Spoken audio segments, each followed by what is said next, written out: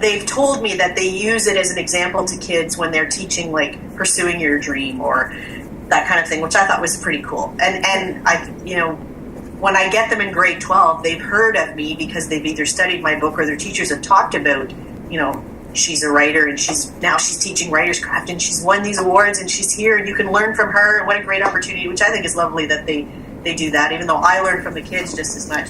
But there are teachers that are like, our school, I'm sure every school is great. I've only been at All Saints since I went back. But our art and photography teacher is a professional artist and a professional photographer, and he's so talented.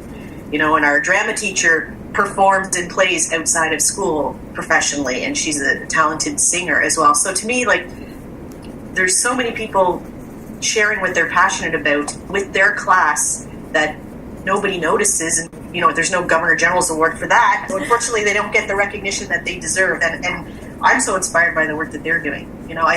How lucky those kids are to be exposed to people that are walking the talk, whatever that is. That not every kid's going to want to write, but there's a robotics teacher who does these awesome things with them in these clubs, and they win these contests and tour all over it. Like, to me, that's pretty cool that there's something there for everybody, and I'm just one of the things that happen to be there. So for the kid that loves to write, or the introvert who that's how they find their voice is through their writing and not so much in large groups or that kind of thing, those kids really connect with me, and I've stayed in touch with lots of them on Facebook, and as they go off into college or university, or because I get them in grade 12, it's pretty cool when you're part of the discerning process of where they're going to go next. There've been quite a few of them that went into journalism or went into creative writing or went into English or production, different things like that, that the experience in my class was something that affirmed that in them, and they felt courageous enough to pursue it, which was kind of cool.